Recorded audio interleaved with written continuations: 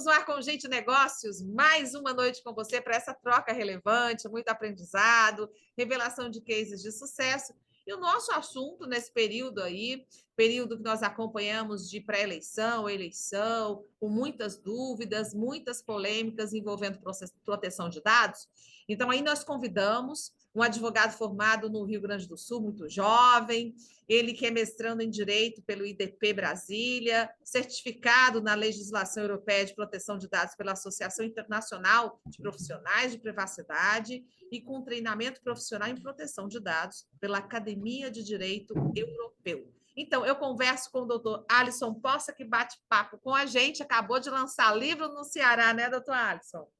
Boa noite, Virgínia. Muito obrigado pelo convite, pela oportunidade de estar aqui falando sobre esse tema. E sim, o livro foi lançado agora oficialmente na Assembleia Legislativa do Ceará, através de um evento com a Comissão sobre a Legislação de Proteção de Dados da OAB Ceará. A sua obra, Proteção de Dados e Eleições, é um momento em que nós estamos vivendo no Brasil, né? Em que se questiona muito a segurança de dados, enfim. Isso é uma ambiência que é nacional em muitos segmentos dos negócios, da economia, e no direito ganhou essa dimensão, essa privacidade pelo momento que o Brasil passou a viver, um momento, inclusive, de muita intolerância, né? Muitas disparidades, e aí uma obra como essa tem uma proteção, uma relevância muito grande. Doutor Alisson é muito jovem, já tem experiência na área, como nós colocamos, já é um estudioso na área desde cedo. E quando a gente fala sobre isso, eu queria ouvir a sua contribuição. O que a gente evoluiu mais nesse sentido nos últimos anos, que a sua obra chama a atenção para essa questão da segurança? Então, o Brasil passou muitos anos, muitas décadas sem acompanhar o cenário internacional no tema de legislação, uma legislação concisa de proteção de dados. As primeiras legislações são da década de 70 na Europa. Aqui na América Latina, desde os anos 2000, países como a Argentina já tinham suas legislações, e a gente foi levando isso para frente por questões culturais nossas. Chegou no ponto que se tornou insustentável por conta da nosso posicionamento no mercado internacional, a nova geração de legislações de proteção de dados, com a atualização da legislação europeia, a gente precisava dessa legislação. Então, foi aprovado no Congresso Nacional em 2018, tivemos algumas mudanças em série de discussões de medida provisória, e avançamos a passos largos, porque logo em 2020 o Supremo Tribunal Federal reconheceu em uma decisão simbólica aqui, que a proteção de dados é um direito fundamental do cidadão brasileiro. E agora, início de 2022, tivemos a promulgação de uma PEC que colocou a proteção de dados como direito fundamental na Constituição Federal. Então, avançamos a passos muito rápidos desde 2018 até agora, e não só o mercado privado, mas o setor público, agora a questão eleitoral, todos os agentes de tratamento no país, todos naqueles setores em que a legislação se aplica, tentando descobrir como é que isso vai se encaixar com todo o nosso ordenamento jurídico e as práticas que algumas precisam ser modificadas para estarem adequadas à legislação. Dentro desse cenário que o doutor traçou, do atraso que vivemos até chegarmos no momento atual, a legislação avançando, quais são os principais desafios? Onde é que o Brasil ainda está pecando? Onde é que a ambiência ainda está pecando? Onde é que precisa se evoluir com muita agilidade para que a gente possa chegar a um patamar menos desfavorável? Eu sou a favor de caminhar um passo de cada vez. Então, a gente avançou muito rápido. Eu estive presente aqui no Congresso Nacional na promulgação da PEC de proteção de dados.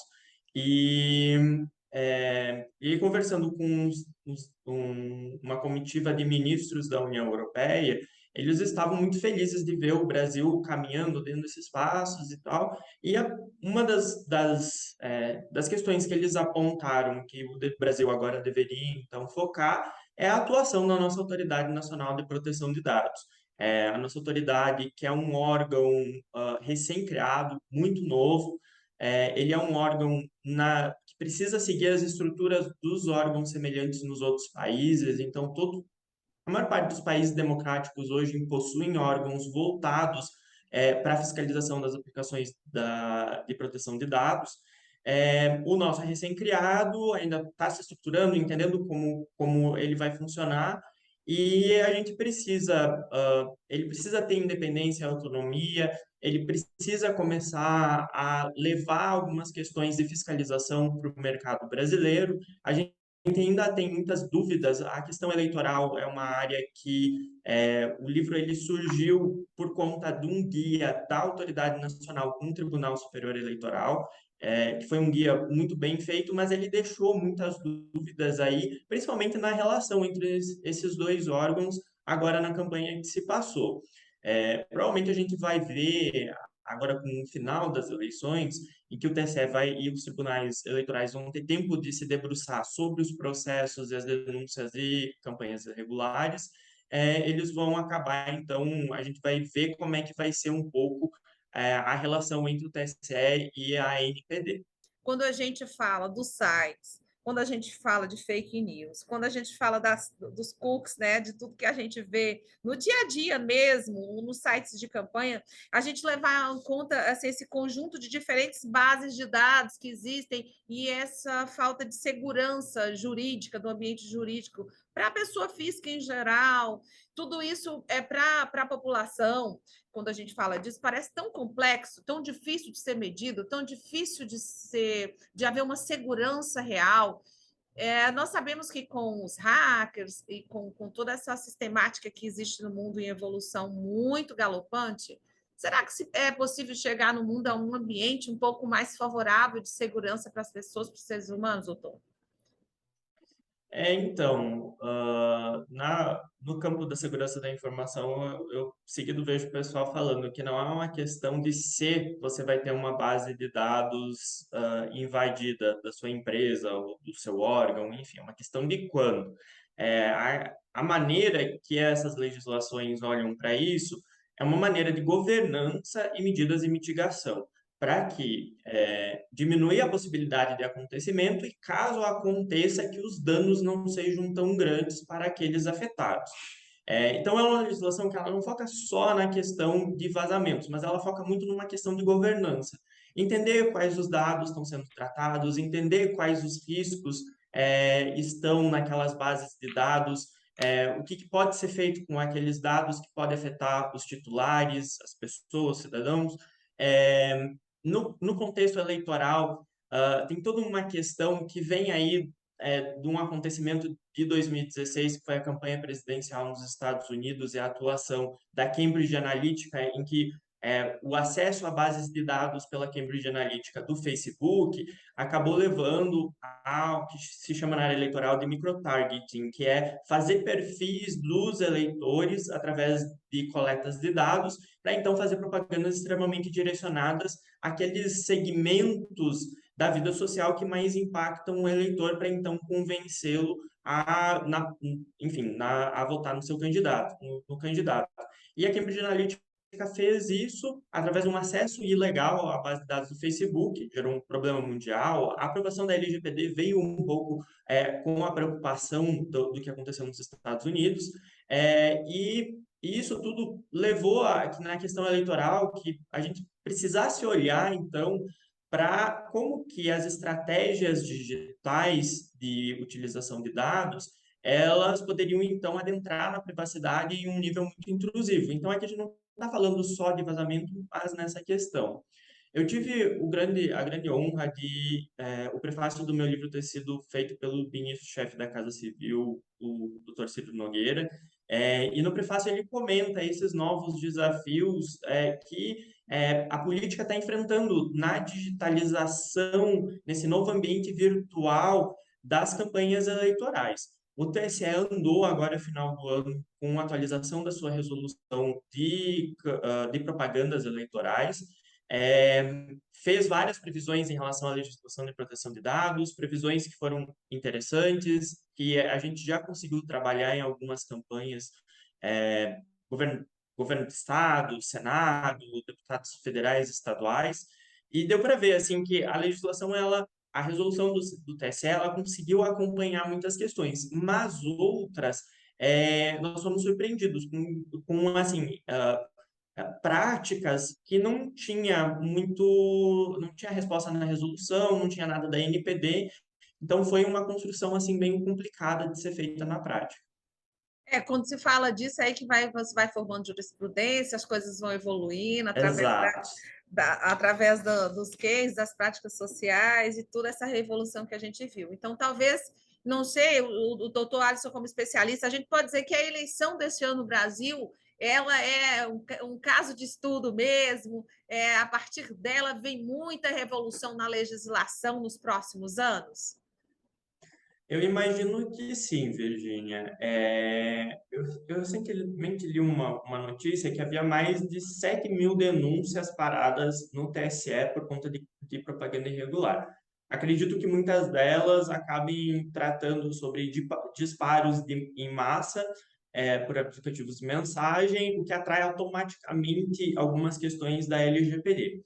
A gente já está vendo, em São Paulo, houve uma denúncia de uma campanha de um candidato ao governo estadual, houve uma denúncia feita por uma ONG de proteção de dados focada em aspectos de descumprimento da legislação de proteção de dados, então esse é um caso que a gente já sabe que tem, mas tem outros, dentro desses 7.000 aí que eu vi a notícia que estão parados no TSE, imagino que tem vários, e também tem a possibilidade de termos denúncia na Autoridade Nacional de Proteção de Dados. Não sei ainda se foram feitas denúncias lá para eles, mas existe essa possibilidade. E é agora, efetivamente, no período pós-campanha, que a gente vai ver como que esses órgãos vão decidir, vão analisar, vão decidir, e aí que a gente vai, então, começar a construir entendimentos e interpretações sobre pontos que ficaram, então, fora da resolução do TSE e como que a LGPD ela vai seguir o direito fundamental à proteção de dados, ele vai se encaixar nesse contexto eleitoral. Porque é muito importante, assim, apesar dos riscos que existem, e o cenário da Cambridge Analytica em 2016 demonstrou muito bem que o cenário ele pode ser realmente caótico, querendo ou não, as novas tecnologias elas vêm para auxiliar a comunicação dos candidatos com seus eleitores. A gente tem possibilidades dos representantes, os nossos representantes, realmente conhecerem de uma maneira que antes não era possível os seus eleitores, de uma maneira um pouco mais personalizada. A questão é encontrar o equilíbrio para não adentrar em uma questão de intrusividade muito grande, de não existir a possibilidade de utilizar essas questões para manipulação através de fake news, que foi o que acabou levando à grande discussão no caso Cambridge Analytica, porque se utilizavam então esse microtargeting extremamente personalizado para disseminação de fake news. E agora que a gente vai ver como é que o Brasil então vai se portar efetivamente, porque é o primeiro ano que a gente tem uma eleição com a nossa NPD formada, funcionando, e a possibilidade sancionatória existente. Na verdade, então, a gente poderia dizer, sobre um aspecto mais superficial, por ser a lei de proteção de dados, que essa proteção precisa ser mais específica e também mais abrangente, e que essa evolução é uma evolução que vai ser sempre constante, né? Exato. Esse é um cenário que veio para ficar não só no Brasil, mas no mundo. Assim, que nem eu falei, o Brasil ficou muitos, muitos anos sem ter, e a gente, por conta de uma pressão internacional dos mercados, porque o mercado internacional tem um interesse muito grande nessas legislações, a gente acabou agora com esse cenário, e agora só vamos ver evoluções, não só na questão de proteção de dados, mas em outras legislações que tratam sobre a Comissão de Juristas do Senado Federal está discutindo uma proposta de regulação para a inteligência artificial em linha com o que a União Europeia e outros países estão tratando. A União Europeia, esse ano, também já aprovou duas legislações, uma focada na área concorrencial, outra focada na área de regulações de grandes empresas de tecnologia com presença internacional. Provavelmente a gente vai começar a ver essas discussões no Brasil também, A gente precisa estar alinhado com o entendimento internacional nessa questão e tudo isso anda em conjunto. A tendência é que a gente só veja essas questões evoluírem no país e, é claro, sem perder de vista que que o Brasil tem suas particularidades, tem suas peculiaridades, e a gente tem que acompanhar essa evolução internacional, mas identificando aqueles pontos nossos, que são nossos, as nossas, enfim, o nosso cenário extremamente singulares, de grandes diferenças culturais, sociais, como que isso vai ser, então, na prática, como é que vai ser concretizado. Muito bem, eu conversei aqui com o doutor Alisson Poça, lançando essa obra de excelente contribuição, não só para o momento que o Brasil vive, está vivendo, mas para o futuro. É um debate muito salutar. Lançou no Ceará, vai ter lançamento em outros estados da federação, doutor Alisson? Espero eu que sim, Virgínia. O Ceará foi uma felicidade muito grande o lançamento ter lá, porque foi lá onde a obra teve o seu início. Por quê? Porque o Tribunal Regional Eleitoral do Ceará, lá em fevereiro desse ano, acho que foi o primeiro tribunal a tentar olhar com um aspecto prático para as eleições. Eu acho que foi o primeiro, salvo engano, e por conta desse evento, que contou com presença de desembargadores, juízes eleitorais, a equipe da Justiça Eleitoral do Ceará, a Saraiva entrou em contato comigo, fazendo convite, então, para explorar mais a minha fala no formato. Então, para mim, é uma felicidade muito grande que o lançamento oficial foi lá, porque foi lá onde acabou surgindo toda essa questão.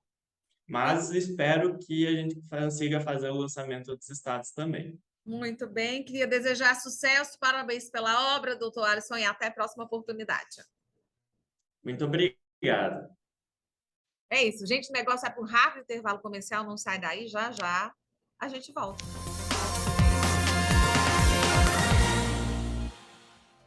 Nosso assunto agora são aquelas dores incômodas. A gente está falando de solução com Arthrodex. Para ajudar a eliminar o incômodo das costas, Arthrodex Trate M vai ajudar. Você vive sentindo atacar aquela artrite, artrose e não sabe o que usar? Arthrodex Trate M é o primeiro colágeno com condroitina do Brasil. Arthrodex Trate M atua em dupla ação e ele ajuda a melhorar os incômodos, pescoço, ombro, pulso, dedos e ajuda a proteger todas as suas articulações. Arthrodex Trate M possui um composto mais completo com colágeno tipo 2, olha que bacana, MSM, vitamina D e vitamina K e também a condroitina. Arthrodex Trate M é sua solução com maior índice de regeneração das cartilagens no corpo humano. Arthrodex Trate M contribui para a sua vida tornar-se mais saudável e com aquele movimento que a gente sempre deseja. Arthrodex Trate M é especialista das articulações, flexibilidade, qualidade para você em qualquer idade. Vá até uma loja da Drogaria Globo e compre Arthrodex Trate M por um preço super especial para te proporcionar uma melhor qualidade de vida.